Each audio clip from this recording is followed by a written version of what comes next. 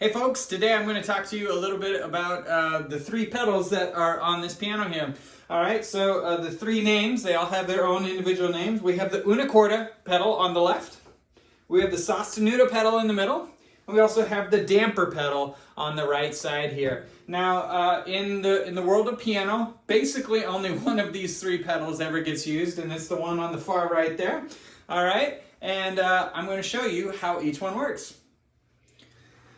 All right, so we're going to get started with the damper pedal. This is the one that gets used pretty much all the time in the professional world. I would say that you pretty much use that right pedal on almost every single piece. It's really, really rare that you would not use it. The only time that it might not exactly be appropriate to use it is pre-Beethoven era. Basically, when Beethoven was starting to write music, they were just starting to expand some of the abilities of the piano itself, including adding in those pedals. So if you play Bach or even Mozart and that sort of stuff, you got to be careful with how you're going to use it or who you're playing it for, because some people don't really care, right? All right, so we're going to start again with this thing called the damper pedal. Now, it's called the damper pedal because of all of these little what we call dampers.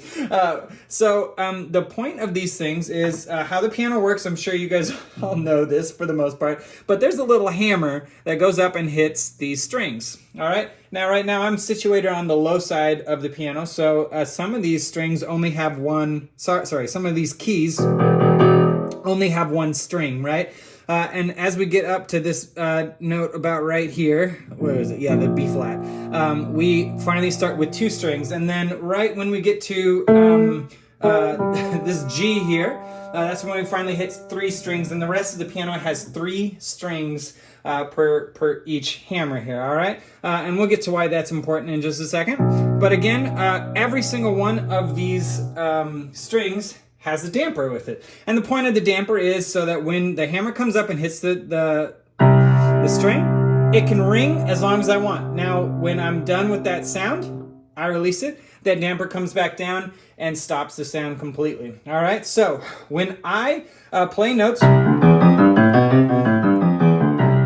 it can sound nice and clean, all right? And then when you depress this damper pedal here, every single one of those dampers actually lifts up. And I don't know if you can hear this, but that also means every single string will have a little bit of resonance to it. And so we have this thing that we call Overtone Series, and I'm not going to get into it too much, but every single note that we play has upper sounds that you can actually catch in there.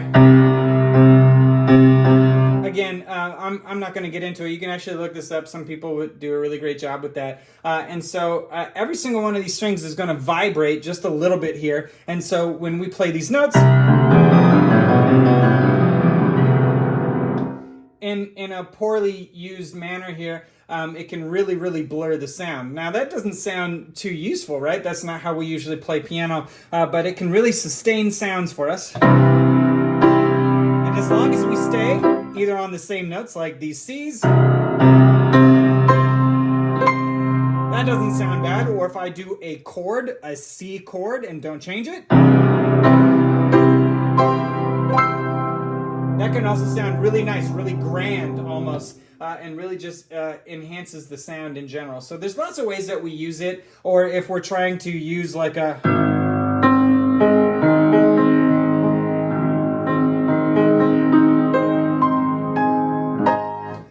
we can really just, again, make some really cool sounds with that. All right, so that's kind of how the damper pedal works, and it's, again, the most used one. Now, the second most used one here is the una corda pedal. It's the one that's all the way to the left, and I really like this one. It's called una corda, as I was telling you earlier. Every single string has, every single key has one string, two strings, or three strings, right? So when I depress this pedal, watch these hammers down there.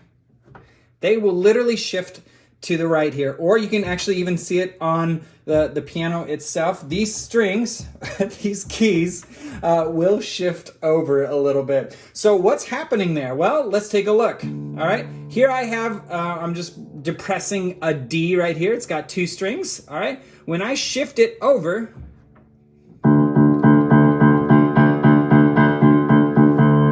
hammer will end up going from hitting 2 strings to 1 string. So it automatically brings the sound down just a little bit here, and can also change the tone as well. I don't know if the microphone I'm using today, just the one on my iPad here, is really going to pick this up, but it's kind of a nice, deep, full, rich sound there. It's got 2 strings that are vibrating to that D. Now I'm going to depress that pedal again. And it sounds pretty similar, but sometimes it's just a little bit weaker. All right, so that's how that one works. One of the only times that I've ever really used it is in the opening section of Clair de Lune. I can't really do this one for you, but because I can't use both my hands. But as you can hear, this has a really, really light sound to it, and I really like that. All right, so that brings us to the Sassoon pedal. This is truly my favorite pedal, and even though I say that, I have never, ever come across a piece that has ever asked me to actually use this one. And I'm actually currently writing a piece that incorporates this a little bit. So I'm looking forward to releasing that in a little while. But here's what my favorite thing about that is. So when we depress this damper pedal, again, all those dampers come up, right?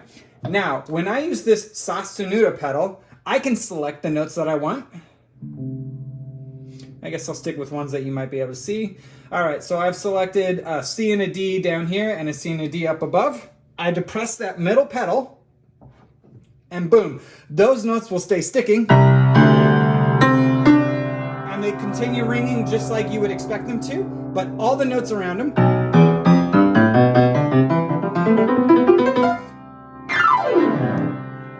only notes that will continue ringing are going to be those 2 notes. So again, it's a really rare reason why we would even use something like this, and it can be really kind of complicated to use or activate in the middle of a piece. So it comes with its own set of complications, but again, it's a really cool feature, and I wish that we would have to use this thing more and more often, and maybe we will, I don't know, but so basically only grand pianos, with the way that they're all set up, these complicated actions are, they're one of the only pianos that can really actually do that middle pedal. Your stand-up pianos, your spinets, all that sort of stuff, they don't really capture that feeling really well, which is another reason why we don't often use that pedal, because it doesn't usually translate across the other instruments. So those are the pedals today, and I just thought you might be interested in how those work.